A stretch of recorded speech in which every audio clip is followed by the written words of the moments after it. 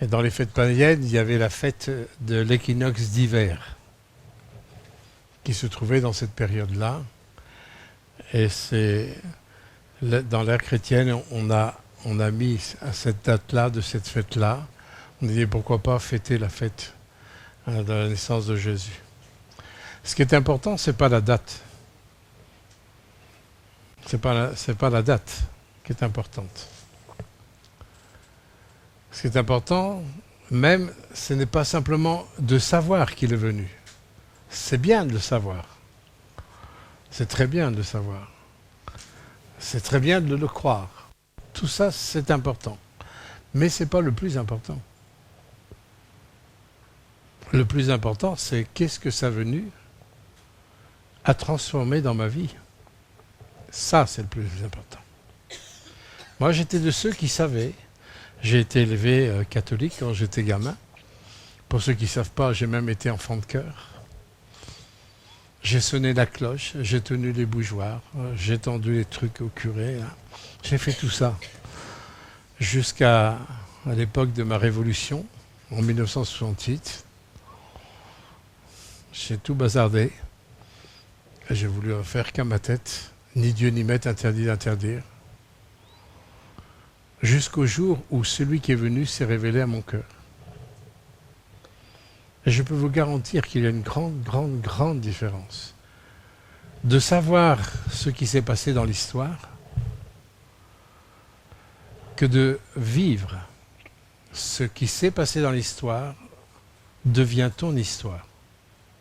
Comprenez ça? Quand ce qui s'est passé dans l'histoire devient ton histoire. Et c'est ce qui s'est passé en 1973 lorsque j'ai eu la révélation. La révélation que Jésus est vraiment non seulement venu, mais il est venu pour moi. Il est venu pour mes péchés. Il est venu pour mes malédictions. Il est venu pour me tirer de ce qui est négatif pour m'amener dans le positif. On va parler de ça un petit peu ce matin. Vous êtes d'accord avec moi? C'est bon? Père éternel, je te remets ces instants, des instants précieux puisque nous allons ouvrir ta parole. Et nous savons qu'en ouvrant ta parole, Seigneur, nous n'ouvrons pas un livre, mais nous ouvrons ton cœur. C'est toi, Seigneur, qui as inspiré par la puissance du Saint-Esprit ta parole.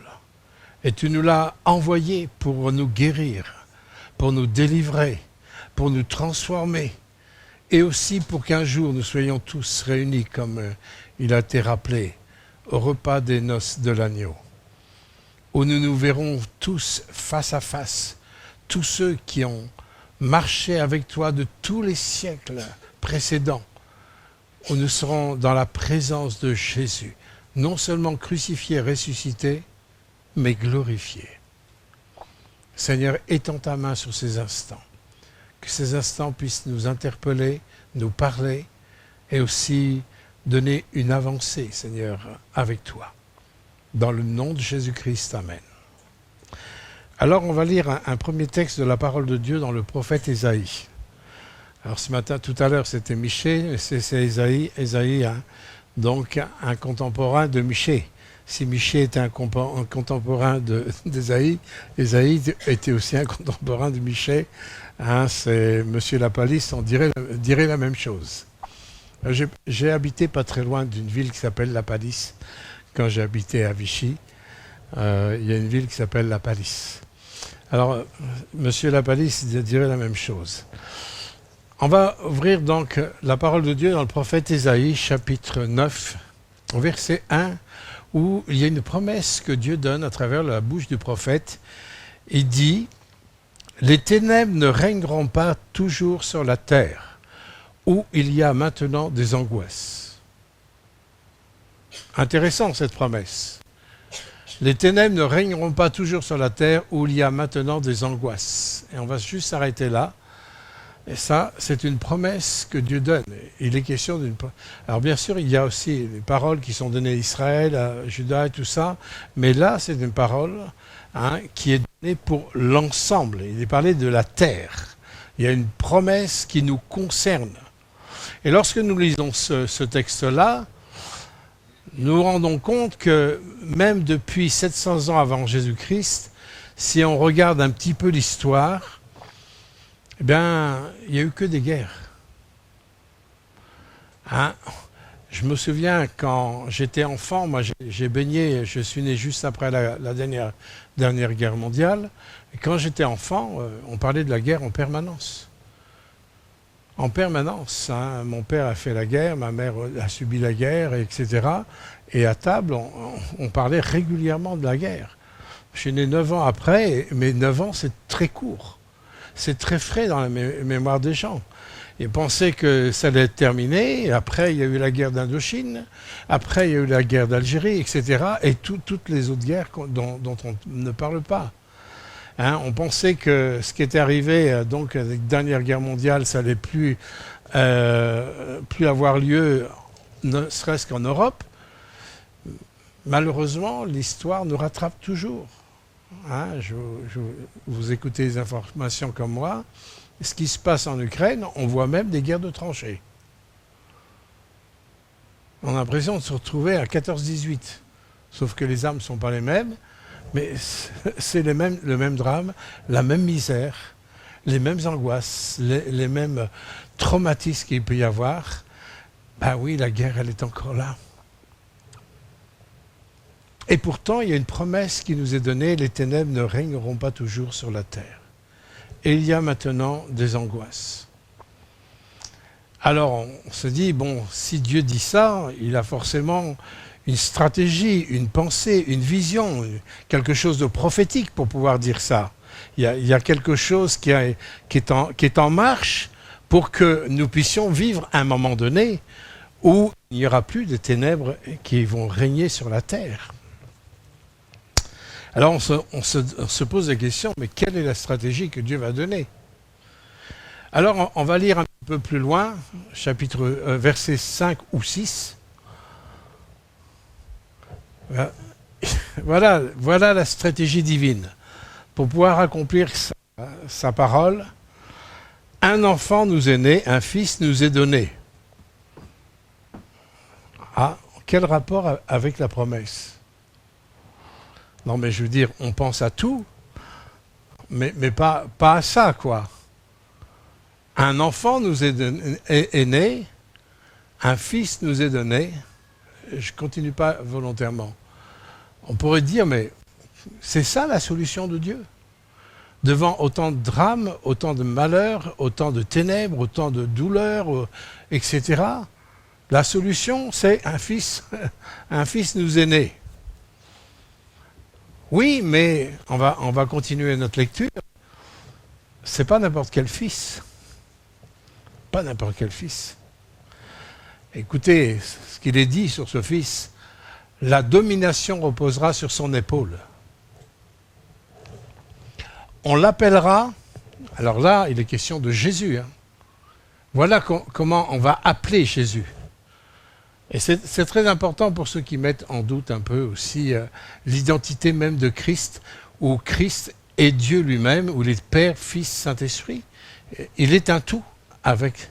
On l'appellera admirable, conseiller, Dieu puissant.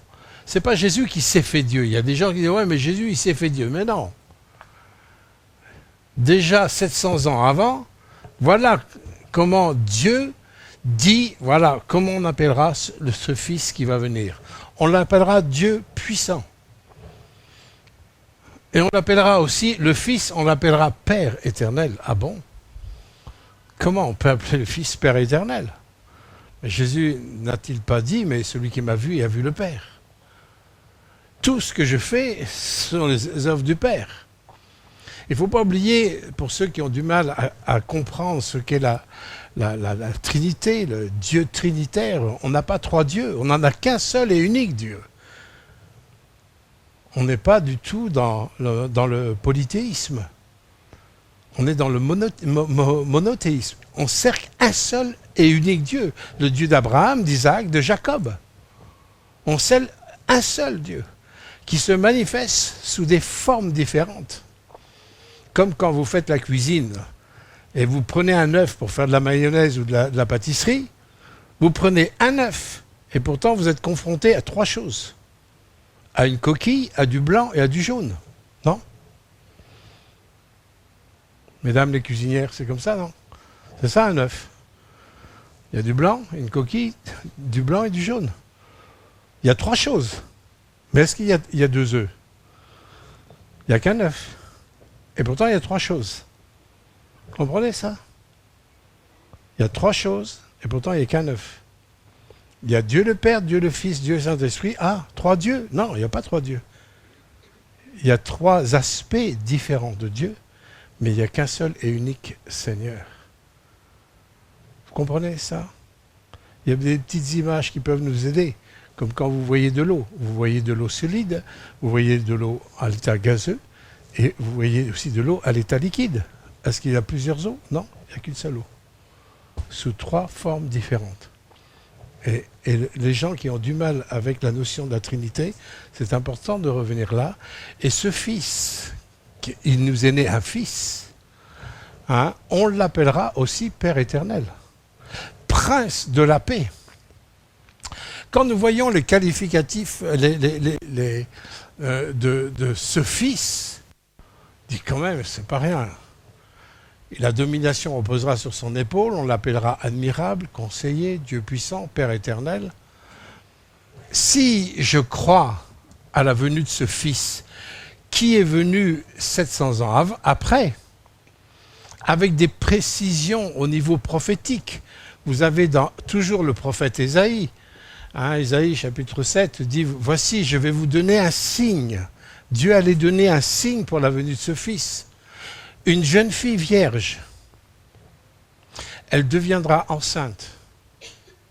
Elle enfantera quoi? Une fille? Non, un fils. Il sera celui qui délivrera. Il sera le Emmanuel. Et Emmanuel signifie Dieu avec nous.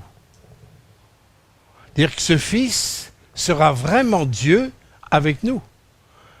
Et là, on a des difficultés, c'est qu'on a l'impression, quand Jésus est sur la terre, qu'il est un petit peu inférieur à Dieu. Parce qu'il se soumet au Père. Il ne faut pas oublier que dans l'épître aux Philippiens, chapitre 2, il nous est dit qu'il s'est dépouillé complètement. Jésus n'est pas venu avec une grande parade, comme à l'époque, on faisait au temps de Romains, il y avait des grandes parades où le peuple était là, on acclamait à la personne qui passait. Non, Jésus est venu d'une discrétion et incroyable, parce qu'au moment où il est né, il n'avait même pas d'endroit où naître. Il est né dans un endroit où personne d'entre nous est né. Pardonnez-moi, presque dans un tas de fumier. Où se trouvent les bêtes, les ânes. Marie, elle a des chevaux. Si vous laissez votre cheval dans l'écurie, au bout d'un moment, c'est un peu du fumier. Il y a de la paille, il y a du fumier et tout ça. On dit, ouais, Jésus, il est né là-dedans. Alors peut-être que Marie et Joseph, c'est pas précisé, ils ont peut-être fait un peu de nettoyage, ils ont peut-être mis un peu de paille fraîche. Mais mettre au monde un enfant dans un contexte comme ça, au niveau hygiène, pour la sécurité sanitaire, pas top. Mais Jésus, il est né comme ça. Il est né dans un endroit où personne d'entre nous a pu naître. Il est unique dans la préparation de sa venue, il est unique. Et dans sa venue même, il est unique. Personne n'a pu naître dans un endroit comme ça. Et lorsque nous savons qui il est, et en fin de compte, quand nous regardons le contexte de sa vie, on voit un décalage énorme. Comment un enfant qui vient dans une faiblesse comme ça totale, où il n'a pas de moyens, il n'a rien, il n'a pas de moyens pour un temps, puisque Dieu il a envoyé quand même des rois mages pour pourvoir aux besoins de Joseph et Marie pour le reste de la route. Parce qu'il fallait qu'ils aillent après en Égypte pour protéger l'enfant. Et ils ne roulaient pas sur l'or, mais on leur a apporté de l'or, de l'encens, etc. Ouais, Dieu a pourvu vraiment aux besoins pour le reste de la route, pour Marie et Joseph. comment un enfant aussi vulnérable que peut-être un bébé, c'est vulnérable un bébé, vous le laissez dans une pièce, vous ne le nourrissez pas, vous vous occupez pas de lui, je vous prophétise qu'il va mourir. Rien n'est plus vulnérable qu'un enfant. Quelque part, presque plus que les animaux. Puisque si vous assistez à des vélages ou autres, vous voyez les petits veaux qui naissent. Dans le quart d'heure qui suit, ils sont déjà sur leurs pattes, ils savent marcher. Nous, qui sommes des hommes très intelligents, il nous faut quand même minimum 12 mois pour marcher. Non? Ben oui, nous sommes des hommes, on n'est pas n'importe qui. 12 mois pour apprendre à marcher, et les animaux, presque instantanément. C'est vulnérable un enfant. C'est dangereux la vie d'un enfant. Surtout les 3 premiers mois, hein, on doit prendre soin, on doit veiller à des tas de choses.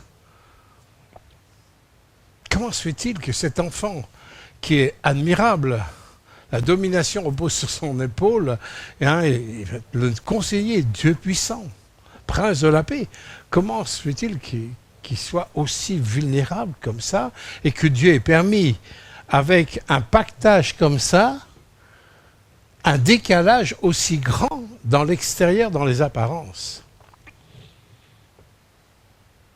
Ça nous choque, pourquoi? Parce que nous, on est tout que dans les apparences. Pas vrai?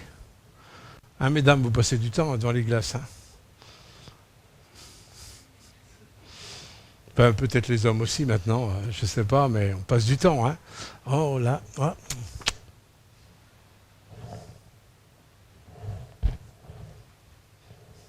Moi aussi, je me regarde dans la glace, ne vous inquiétez pas. Hein. Ouais. Je regarde si je suis bien coiffé, c'est bon, tout est bon. On a besoin. Et on a besoin de voir. Et ce qu'on voit, bon, on le traduit ensuite. Mais ce qu'on voit à travers Jésus, on peut traduire, dire, mais il y a dû y avoir une erreur. Il y a dû y avoir une erreur sur le bébé, c'est pas possible. Que ce bébé-là, dans cette vulnérabilité, soit celui qui doit venir. C'est bien pour ça que Dieu il a donné des prophéties très précises sur la façon dont Jésus devait venir. Et on ne peut pas remettre en doute hein, ce que Marie a vécu avec Gabriel quand il a annoncé le plan de Dieu pour Marie. On ne peut pas mettre en doute la façon dont Jésus a été conçu dans le ventre de Marie. On ne peut pas mettre en doute ça. Pourquoi on ne peut pas mettre en doute? C'est parce que c'était prophétisé 700 ans avant. Le contrôle, celui qui avait le contrôle des opérations, c'est Dieu lui-même. Il savait qu'à un moment donné, il y avait une jeune fille, une jeune femme qui se préparait à se marier, mais qui n'était pas mariée. Et à l'époque, il n'était pas question de coucher ensemble avant un mariage, ce n'était pas possible. Mais elle est tombée enceinte. Et ce qui prouve que Marie et Joseph, pas Josette, Joseph,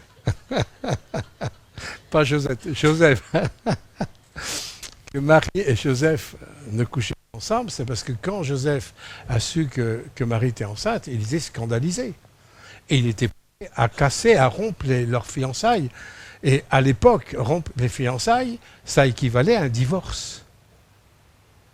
Les fiançailles, c'était déjà une préalliance, mais c'était déjà comme un divorce quand on cassait les fiançailles à l'époque, dans la vision biblique. Vous verrez ça dans ce livre-là, pour ceux que ça intéresse, j'en parlerai tout à l'heure, à la fin. Et si Joseph était prêt à divorcer, à casser ses fiançailles avec Marie, c'est parce que justement, il savait très bien que ce n'était pas lui le père, puisqu'il n'y avait pas de relation sexuelle. Et comment imaginer que c'était possible qu'une jeune fille devienne enceinte sans relation? C'est difficile à imaginer ça. Pourquoi? Parce que bon, là, on est dans le surnaturel, on n'est plus dans le naturel. Il a fallu encore celui qui tient les opérations, qu'il agisse en disant « Allez Gabriel, va voir un petit peu Joseph parce que là, il va faire une bêtise en rompant ses fiançailles avec Marie. Dis-lui que c'est l'œuvre du Saint-Esprit et voilà. » Et c'est ce que l'ange a dit en fin de compte à Joseph. C'est pour ça que quand vous êtes dans le plan de Dieu, ne vous inquiétez pas. Quelles que soient les turbulences, il y a quelqu'un qui tient tout, qui a bien les opérations en main, c'est la puissance de Dieu. La puissance de Dieu tient tout dans la main dans votre vie. Quand vous êtes dans le plan de Dieu, ne vous inquiétez pas des turbulences. Il sait très bien intervenir au bon moment et envoyer même les anges lorsqu'il faut. Et le ministère angélique est beaucoup plus actif qu'on peut l'imaginer ou le croire. Donc tout s'est arrangé, Joseph n'a pas rompu. Il a dû adopter, il a été un père adoptif, il a adopté le Fils de Dieu, porté biologiquement parlant dans le ventre de Marie, et ce fils, c'était quand même pas n'importe qui.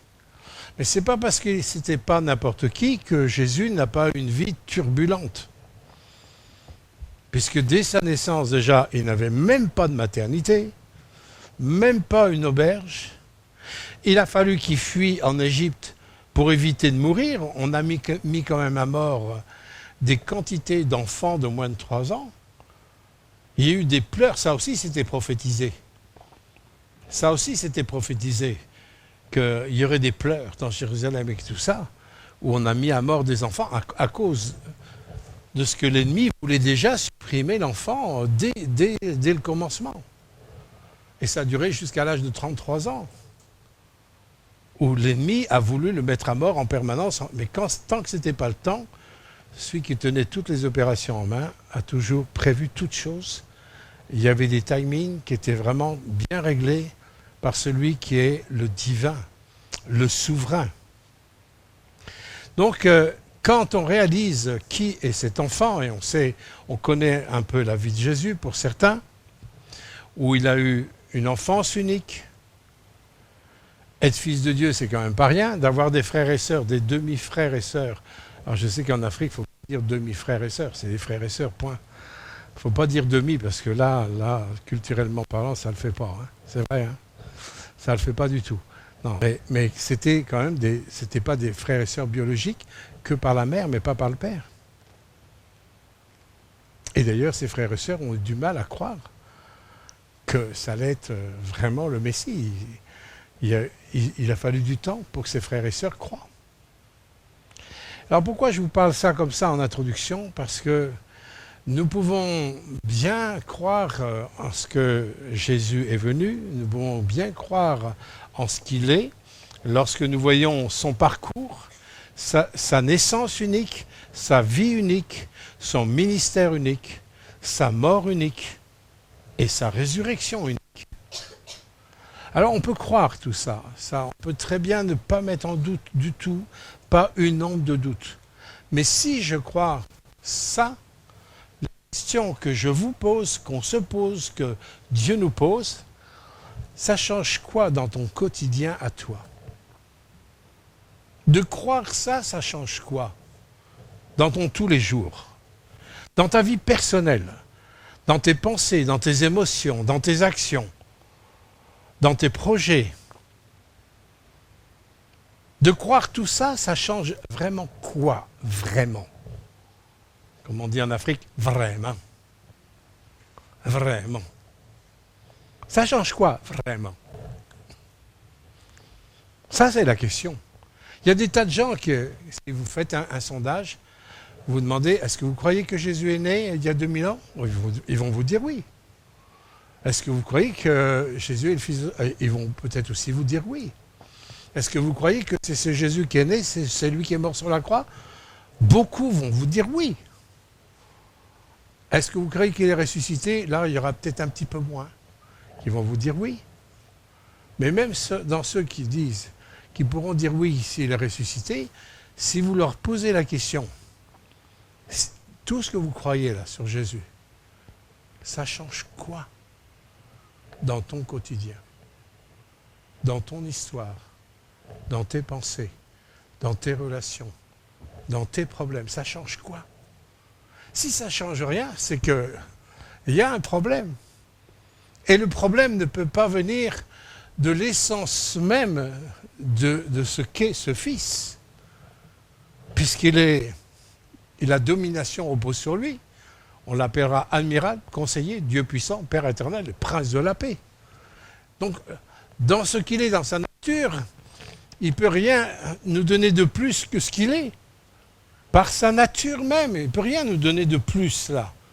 Et quand on voit son œuvre de rédemption pour nous pardonner le péché, qu'est-ce qu'il peut nous donner de plus? Rien. Alors comment se fait-il qu'il y a un décalage dans ce que je crois, dans les faits historiques, dans les faits bibliques, et aussi dans mon quotidien? Pourquoi il y a des décalages? J'étais interpellé un matin sur ça, quand j'ai su que je devais prêcher, et je suis revenu à quelque chose qui m'avait touché dans ma lecture quotidienne, en lisant la vie de certains rois d'Israël qui ont tout bouleversé pour plaire à Dieu. Et là, on se trouve dans l'Ancienne Alliance. On ne se trouve même pas dans la révélation de l'accomplissement du plan de Dieu que Dieu nous a donné pour nous sauver à travers le Fils. C'est simplement l'Éternel, le Dieu d'Abraham, d'Isaac et de Jacob. Hein? Là, j'ai pris la vie de certains rois qui étaient sous la loi mosaïque, la loi de Moïse. Et on va lire dans 2 Chroniques 14, 2, 15. J'aurais pu prendre d'autres textes comme là, on va lire avec le roi Asa, mais j'aurais pu prendre l'exemple du roi Josaphat, j'aurais pu prendre l'exemple de Gédéon, j'aurais pu prendre d'autres personnages de l'Ancien Testament où ils ont tout bouleversé pour mettre de l'ordre. Puisque Dieu nous fait une promesse pour que vraiment qu'il n'y ait plus la guerre, la haine, la violence, la terreur sur cette terre, et que la solution, c'est la solution du Fils, oui, il y a des timings, il y a des temps, il y a une chronologie dans le plan de Dieu avant d'arriver à l'accomplissement total de cette promesse où Dieu nous veut absolument dans la paix. Il y a une chronologie, il y a des temps, il y a des timings. Le premier temps messianique marquant, c'était bien sûr la venue de Jésus. Mais dans l'Ancienne Alliance, il y a des personnes qui voulaient absolument remettre de l'ordre dans leur vie, simplement sur la base de la loi de Moïse. Alors j'aimerais dire, au-delà du roi Asa, d'autant plus nous, chrétiens de la Nouvelle Alliance. Voilà ce qu'il est dit dans 2 Chroniques 14, 2, 15. Asa fit ce qui est bien et droit aux yeux de l'Éternel, son Dieu. Écoutez bien, il fit ce qui est bien. On peut se dire, mais qu'est-ce que c'est que de faire ce qui est bien aux yeux de Dieu? Il est dit là, il fit disparaître les autels de l'étranger et les hauts lieux, il brisa les statues et abattit les idoles. Il ordonna à Juda de chercher l'Éternel, le Dieu de ses pères, et de pratiquer la loi et les commandements. Il fit disparaître toutes les villes de Juda, les hauts lieux et les statues consacrées au soleil. Et waouh! Ça veut dire quoi pour nous, ça? Quel rapport entre ma vie et ça? En fin de compte, Asa, qui a fait ce qui plaisait à l'Éternel, il s'est dressé contre toute forme d'idolâtrie qu'il y a eu au milieu d'Israël et de Juda. Il s'est levé, il a pris position, il a renversé, il a brisé. Et bien souvent, il y a des décalages entre ce que je crois de ce que l'histoire m'amène et ma vie, c'est que je reste avec des mentalités idolâtres dans ma vie. Il y a des choses à briser dans nos vies. Il y a des hauts lieux à briser dans ma vie. Il y a des forteresses à briser dans ma vie. Et en plus, je veux dire, Asa va loin, puisque dans 2 Chroniques 15, 16, tu peux me mettre 2 Chroniques 15, 16, on n'a pas fini encore Asa, l'autre. Mais 2 Chroniques 15, 16, le roi Asa enleva même à Maaka sa mère, mais en fin de compte, ce n'est pas sa mère. c'est sa grand-mère. Hein, c'est pareil, en Afrique, on ne dit pas c'est ma grand-mère, on dit c'est ma mère. D'accord? Mais là aussi, c'est marqué sa mère, c'est sa grand-mère. La dignité de reine. Vous imaginez ça, une action comme ça? Combien de personnes disent « Ah ben non, je ne peux pas toucher à ça dans ma vie parce que la tradition, ça a toujours été comme ça. On a toujours fait comme ça, donc on restera, on fera toujours comme ça. Il ne faut pas déplaire à papa et à maman et à grand-père et à grand-mère. » Mais là, Asa, il a été loin, là. Il a renversé la dignité de reine sur sa grand-mère. Et je reviens à ce qu'on a lu au départ du texte. Asa fit ce qui plaisait à Dieu. Ah, comment? Toucher aux traditions ancestrales? Ça plaît à Dieu de toucher à des traditions ancestrales? Connaissez l'histoire des plats? Vous ne connaissez pas l'histoire des plats. Alors comme toute histoire, il était une fois, dans une famille, à chaque fois qu'on mangeait un rôti, systématiquement, le rôti était coupé en deux dans le plat.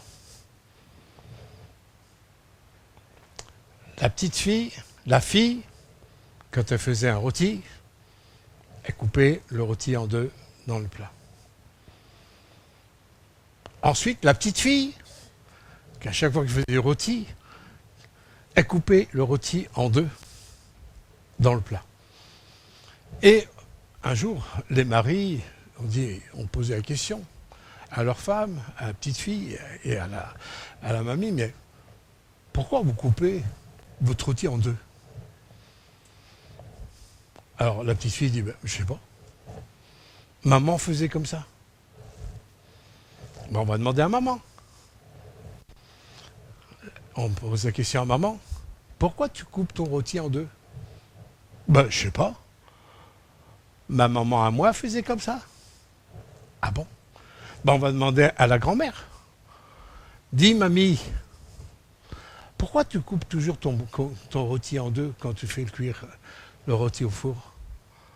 Oh, écoutez, mes enfants, mes petits-enfants, c'est simplement parce que je n'avais pas de plat assez grand.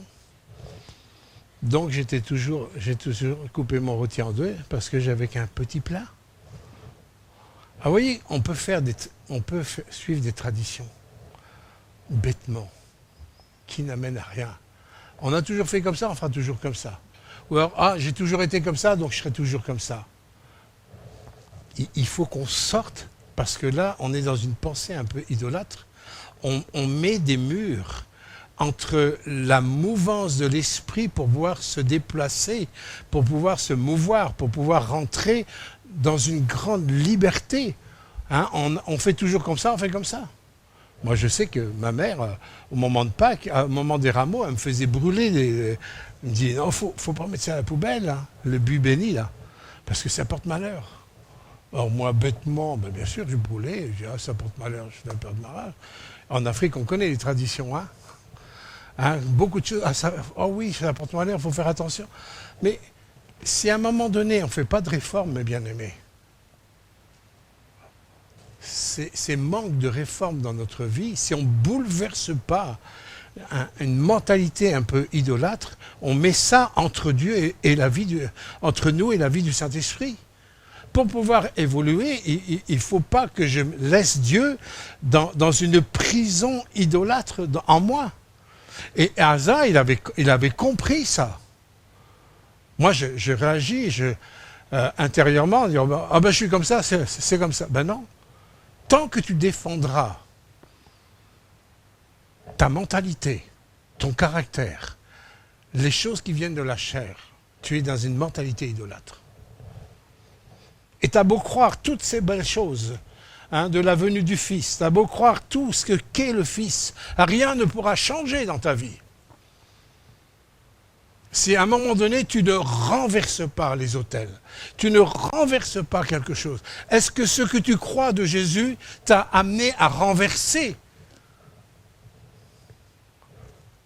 des mentalités idolâtres, des traditions même ancestrales. Vous vous rendez compte ce qu'il a fait là?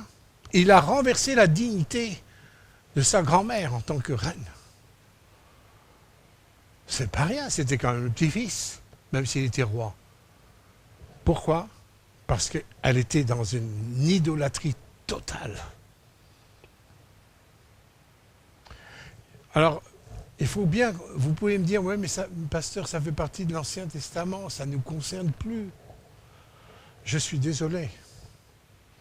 Toutes les choses qui ont rapport à l'Ancien Testament, même les guerres qu'il y a eu avec Israël, avec Juda, etc., avec les ennemis d'Israël, sont une source d'enseignement et d'instruction pour nos vies dans la Nouvelle Alliance. Bien sûr qu'aujourd'hui, on ne prend plus l'épée pour tuer quelqu'un. Bien sûr, aujourd'hui, on ne va pas mettre à mort les gens, bien sûr.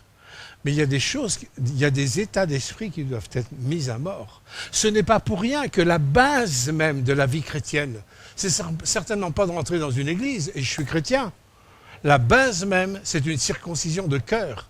La base même, c'est une repentance profonde. La base même, c'est de recevoir le pardon de Dieu pour toutes les formes d'idolâtrie qu'il y a pu y avoir dans ma vie. La base même, c'est un renoncement au péché. S'il n'y a pas ça, je ne serai jamais un chrétien.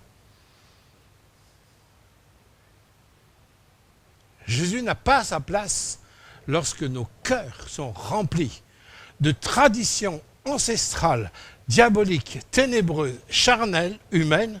Là, Jésus n'a pas sa place. Pas terrible comme message de Noël. Hein? Vous savez, on peut parler de choses vraies, justes, sur la venue de Jésus. Mais la question, je reviens à la question, ça change quoi dans ma vie de savoir ce que je sais sur Jésus? Alors, je reviens au Nouveau Testament, là. On peut dire, mais dans le Nouveau Testament, c'était comment? Ben, je vois que quand Jésus a appelé ses disciples, il y a une coupure dans leur vie. Ils laissèrent tout et suivirent le Maître. Quand même l'apôtre Paul, il n'était pas chrétien, mais il était pharisien. Il était dans le judaïsme jusqu'au bout des ongles. Il connaissait parfaitement tous les commandements de Dieu, tout l'Ancien Testament, il connaissait parfaitement, sauf qu'il lui manquait le plus important, la révélation du Fils. Mais quand, sur le chemin de Damas, dans Actes chapitre 9, le Fils est descendu, la révélation de Jésus a foudroyé Saul de Tarse. Saul de Tarse, il y a eu une coupure. Je ne sais pas dans quel état il était. Je sais qu'il est tombé de cheval. Je sais qu'il est devenu aveugle. Ce grand Saul de Tarse, avec l'autorité d'un pharisien qu'il avait, avec tous les honneurs et toute l'autorité qu'il avait, il est tombé de son piédestal.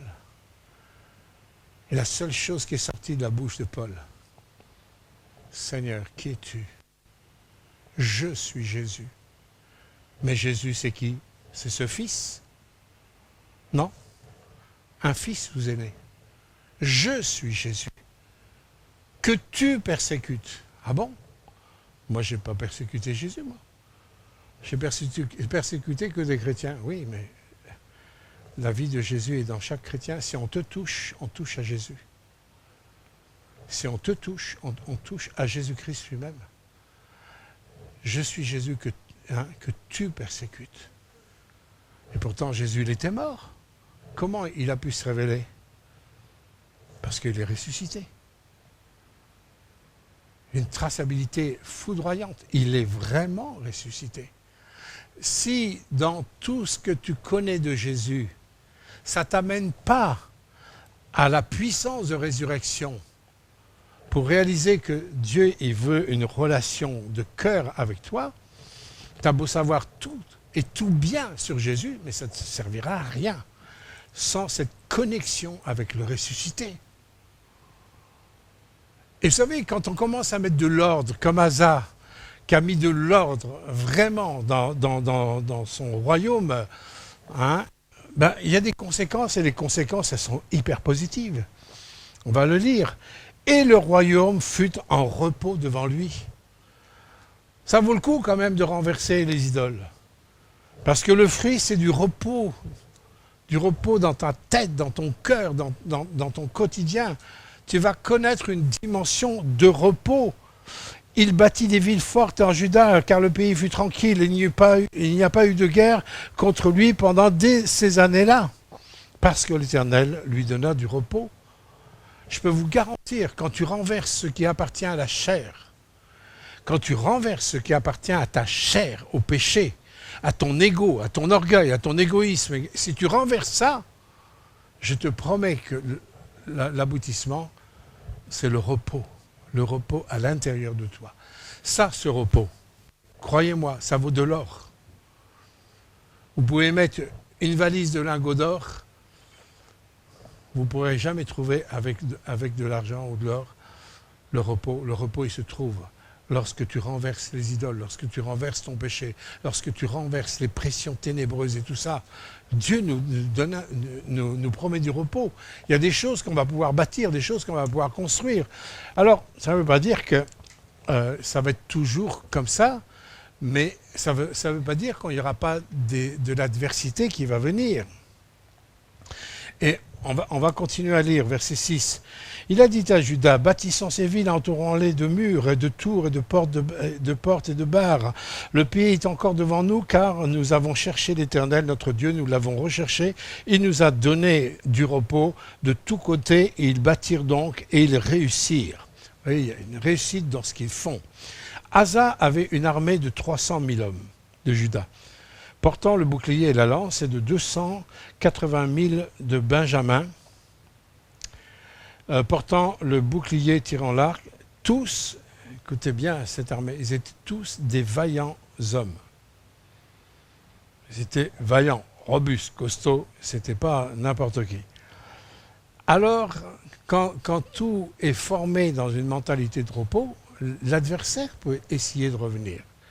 Mais tu ne combattras pas tes adversaires avec la même mentalité parce que tu auras connu le repos de Dieu avant.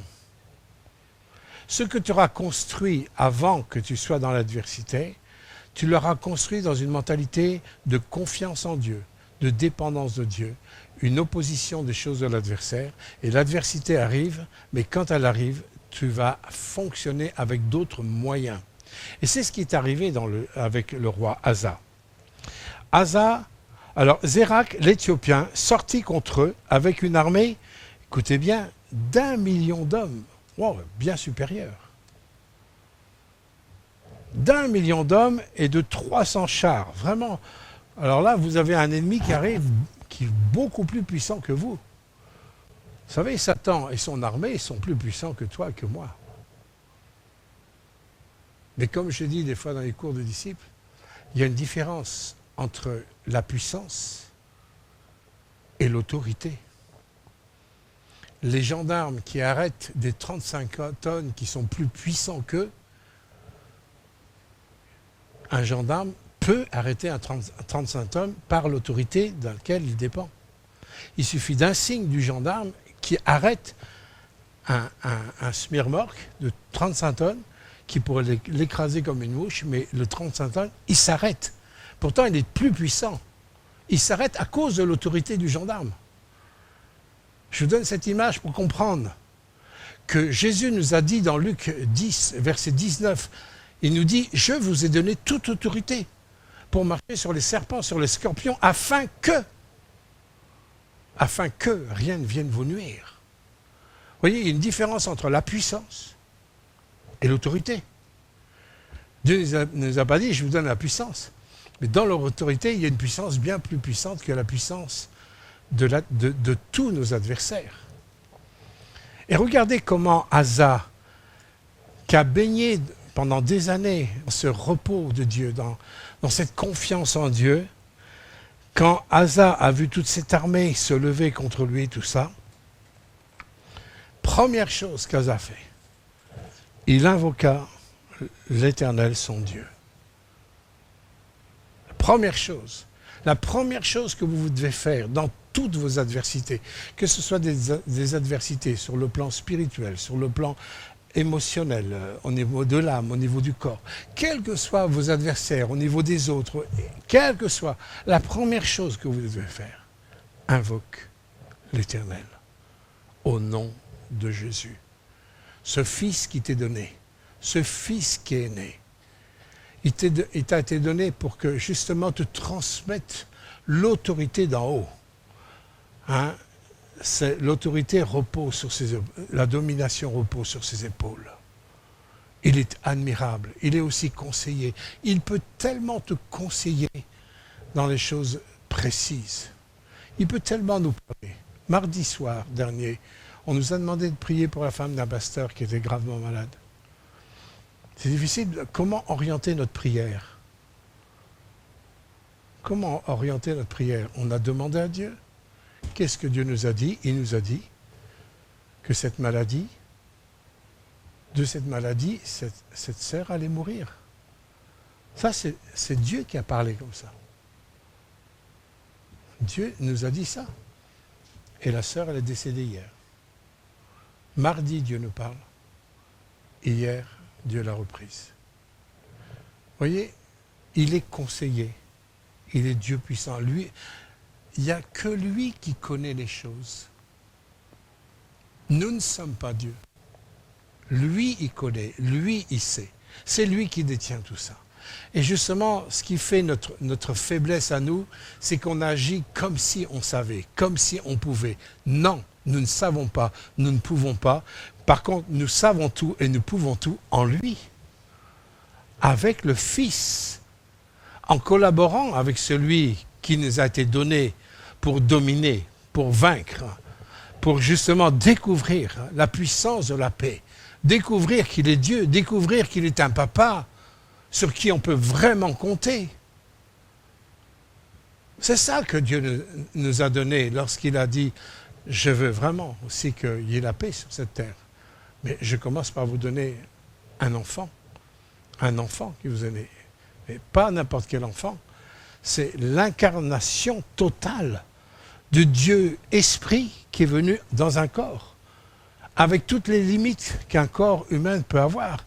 Et Asa, oui, il a invoqué l'Éternel. Sa force, il a cherché sa force en l'Éternel. Pourtant, il avait une armée qui était moins nombreuse, mais avec des vaillants hommes. Il aurait pu dire, bon, on calcule, voilà, ils sont 1 million, ils ont 300 chars. Voilà. Nous, on a quand même des hommes vaillants et tout. On a quand même des milliers d'hommes vaillants. Bon, ça va le faire, on va faire des stratégies un peu... Non, non, non, non. La première chose, il plie les genoux devant Dieu. C'est comme s'il dit, Seigneur, tout ça, ça nous dépasse. Mais on choisit de te faire confiance. Choisis de te faire confiance. Et la suite... Il dit, Éternel, voilà sa prière, Éternel, toi seul peux venir en aide, aux faibles comme aux forts. Viens à notre aide, Éternel notre Dieu, car c'est sur toi que nous nous appuyons. Et nous sommes venus en ton nom contre cette multitude. En ton nom, pas en notre nom, en ton nom. L'Éternel frappa les Éthiopiens devant Asa et devant Juda. Et les Éthiopiens prirent la fuite. Asa et le peuple qui était avec lui les poursuivirent jusqu'à Guérar, et les Éthiopiens tombèrent sans pouvoir sauver leur vie, car ils furent détruits par l'Éternel et par son armée. Dieu dit, dans Néhémie 4, verset 15, lorsque nous étions avertis, Dieu anéantit les projets de l'adversaire. Lorsque l'ennemi sait que nous sommes avertis que Dieu nous a donné un fils, avertis que Dieu nous a donné vraiment, il nous a donné un fils pour nous sauver, pour nous délivrer. Il nous a avertis que maintenant, nous avons en Christ une nouvelle identité. Nous sommes en Christ. Et il nous a avertis qui on était, qui il était et qui nous sommes. Il dit, lorsque l'ennemi apprit que nous étions avertis, la promesse de Dieu, c'est Dieu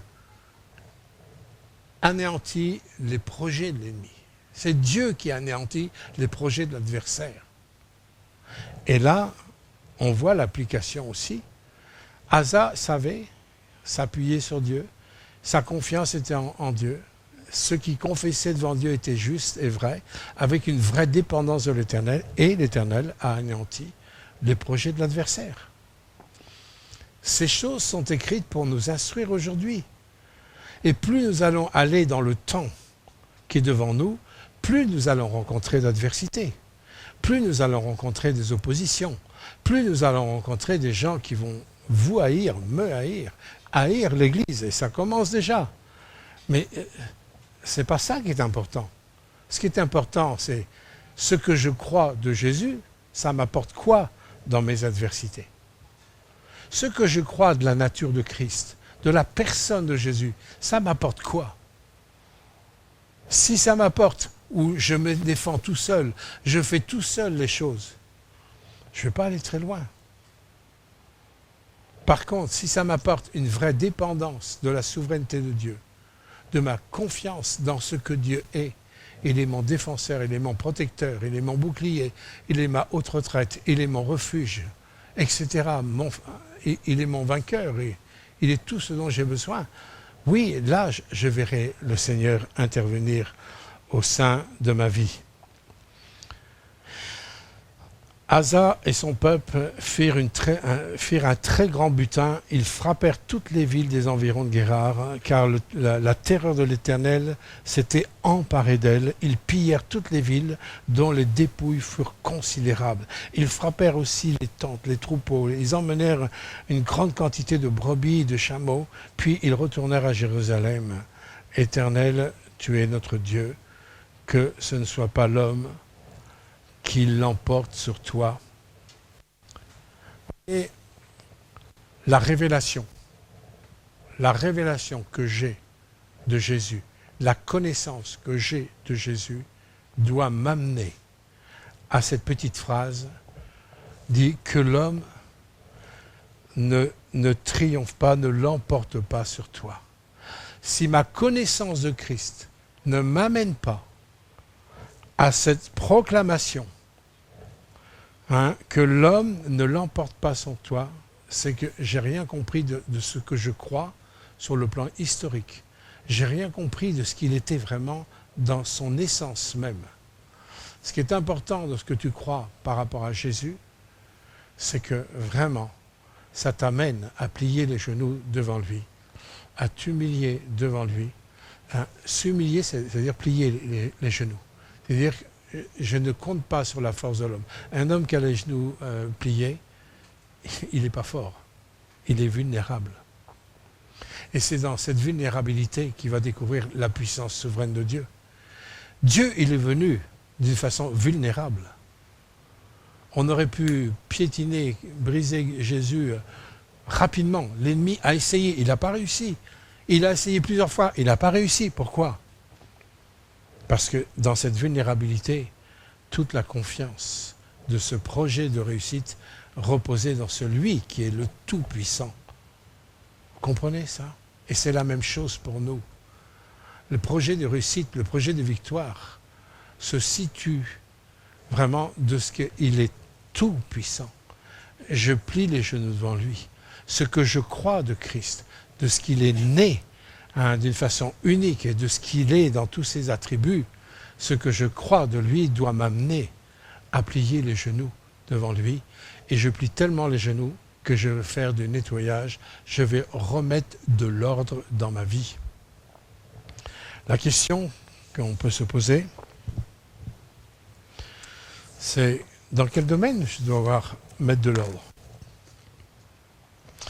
Il y a un domaine, s'il y a un domaine où on doit mettre de l'ordre, c'est dans mes pensées. Nous avons été impactés par les mensonges de l'ennemi depuis notre naissance. Que ce soit, quelles que soient les nations, quels que soient les continents, quelles que soient les cultures, quel que soit en fin de compte mon arriéré, mon histoire, c'est clair. Nous avons été tous baignés dans le mensonge. Pourquoi? Parce que nous sommes issus du péché. Quelle que soit notre origine, même dans les meilleures choses, nous sommes issus du péché. Et c'est pour ça que nous avons dû nettoyer. Si je plie les genoux devant Dieu, si j'accepte de m'humilier devant Dieu, il va y avoir du nettoyage. Seigneur, je te permets de venir, d'accéder à mes pensées. Et nous avons un moyen extraordinaire, c'est que Dieu nous a laissé sa parole. Vous savez que même déjà de posséder la Bible, aujourd'hui, c'est un miracle. Pendant des siècles, même dans les places publiques, même il n'y a pas si longtemps que ça, un peu plus de 100 ans, on brûlait des Bibles même en France. Et dans une religion que je ne citerai pas, la Bible était sous cadenas, sous chaîne, avec des cadenas. Interdiction de lire la Bible. Pourquoi? Parce que ta parole est une lampe à mes pieds, elle va éclairer mon sentier. Parce que ta parole qui m'a été envoyée, elle m'a été envoyée pour me guérir, pour me délivrer, pour vaincre les malédictions, pour triompher de tous mes ennemis. Si vous ne lisez pas, si vous n'avez pas de rapport avec la parole de Dieu, vous allez avoir un problème pour faire la différence entre ce qui est vrai et ce qui n'est pas vrai. Entre les valeurs que vous croyez vraies, mais qui ne sont pas des valeurs, et celles qui ne sont pas et qui sont peut-être des valeurs. Il n'y a que la parole de Dieu qui peut vous éclairer. Et je vous donne la référence dans 2 Corinthiens 10, verset 5. Dieu nous demande, si je plie, que l'homme ne triomphe pas. Que l'homme ne triomphe pas. Si je plie les genoux devant Dieu, je dois accepter d'être contrarié dans mes pensées. Si je n'accepte pas la contrariété dans mes pensées, je n'irai pas loin dans ma transformation. Dieu va me contrarier dans mes pensées. C'est forcé. J'ai cru à des mensonges qui m'ont peut-être sécurisé, apparemment, pendant un temps. Des mensonges qui m'ont peut-être protégé, apparemment, pour un temps. Et quand Dieu veut toucher ça, on ne veut pas parce que ça fait peur. Mais ce qu'il dit, c'est toujours la vérité. Celui qui est le prince de la paix, celui qui a décidé qu'il ne veut plus y avoir de guerre dans ta vie, celui qui a décidé que tu sois dans le repos. Il ne veut plus qu'il y ait de guerre. Il veut exterminer toute forme de guerre, déjà à l'intérieur de toi-même, pour pouvoir répandre autour de toi ce qui appartient au prince de la paix. Mais ça demande du nettoyage. Ça demande, comme avec Asa, ça demande un grand nettoyage. Alors, ce matin, dans ce culte de Noël, c'est des remises en question, sur ce que je crois. Est-ce que ce que je crois transforme mon présent, transforme mon histoire, transforme ma vie? Est-ce que je vis dans une plus grande liberté? Est-ce que je vis dans une plus grande paix? Est-ce que quand je regarde à Jésus, je le regarde d'une façon admirable? Je suis en extase devant lui.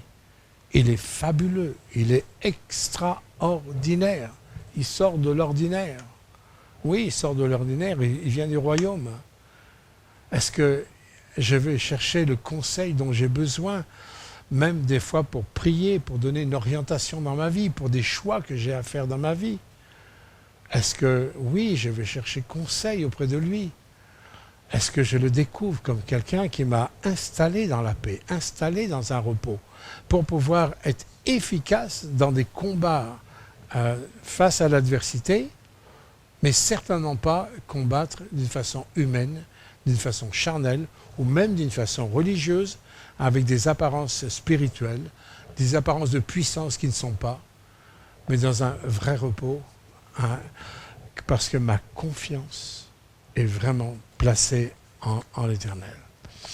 Croire ce que Jésus est doit nous amener à faire ce que Jésus est. Il est venu détruire les œuvres du malin. Son but, c'est de venir détruire les œuvres du malin. Le péché qui est en nous, l'orgueil qui est en nous, l'autosuffisance qui est en nous, et avec tous les dégâts et les manques aussi, qui sont aussi en nous. Tout ça, le Seigneur, il veut détruire tout ce que l'ennemi a essayé d'ensemencer pour te détruire. Le monde qui est autour de nous a besoin de voir une église qui rayonne de la joie de Dieu. Une église qui soit dans la paix, une église qui soit dans l'assurance, une église qui ne badine pas avec les idoles. Asa a brûlé même les statues de sa grand-mère. C'est pas rien. Hein? Les statues de sa grand-mère ont été brûlées. C'était pourtant la tradition des ancêtres. Il n'a pas hésité. Qu'est-ce que tu as à brûler dans ta vie? Qu'est-ce que tu as à détruire? Qu'est-ce que tu as à enlever, ôter? Si tu ne le fais pas, tout ce que tu crois de Jésus restera à l'extérieur de toi. Mais ce que tu crois de Jésus, si tu utilises ce que tu crois de Jésus pour faire le nettoyage intérieur, là tu vas voir ce que Jésus est en vérité. Mon Seigneur et mon Dieu. Comme a dit Thomas lorsqu'il a pris conscience que Jésus était vraiment ressuscité. Mon Seigneur et mon Dieu. Comme a dit Paul, Seigneur, que veux-tu que je fasse? Ce n'est plus ma volonté. L'homme ne doit plus triompher. C'est plus que qu'est-ce que moi je dois faire. Je veux faire ce que je veux. Non, non. Et je veux mettre ton vouloir dans mon vouloir. Non, c'est pas ça. C'est qu'est-ce que tu veux que moi je fasse. Je plie les genoux, j'abdique, je lâche prise. Tu es mon sauveur, tu es mon Seigneur. Et je veux que tu sois au centre de tout. Démolissez les forteresses qui vous tiennent encore emprisonnés. N'acceptez pas de ne pas être libre. Sondez dans vos vies les domaines où vous n'êtes pas libre. Si vous n'êtes pas libre, c'est que Jésus que vous croyez, vraiment, ce Fils qui nous a été donné, vous avez besoin de l'inviter dans vos manques de liberté pour détruire ce qui vous vole votre liberté.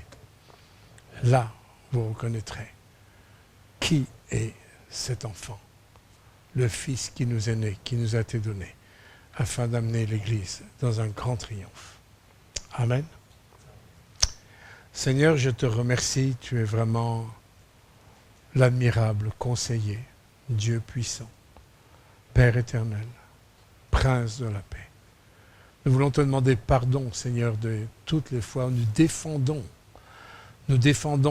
nos sales caractères, nous défendons ce qui est tordu en nous, nous défendons ce qui est faux en nous, nous défendons, Seigneur, ce qui appartient à la chair et à l'ennemi. Et ça, Seigneur, ce matin, nous voulons terminer l'année en te demandant, oui, nous te demandons vraiment pardon. Éclaire, Seigneur, dans un domaine ou dans un autre. Seigneur, afin qu'il y ait du nettoyage, comme Asa, qui a fait vraiment du nettoyage. Seigneur, où tu lui as donné pendant des années du repos, où tout ce qu'il a construit, tout ce qu'il a bâti a réussi. Tu as donné des vaillants hommes, mais Seigneur, il ne s'est pas appuyé sur ça. Mais il s'est appuyé sur toi face à l'adversité. Et tu as fait vaincre tous ses adversaires. Seigneur, c'est la trajectoire pour nous. C'est la trajectoire pour ton Église. Seigneur, car tu reviens, ton retour est proche. Que vraiment ton nom soit béni, soit glorifié. Père, dans le nom de Jésus, Amen.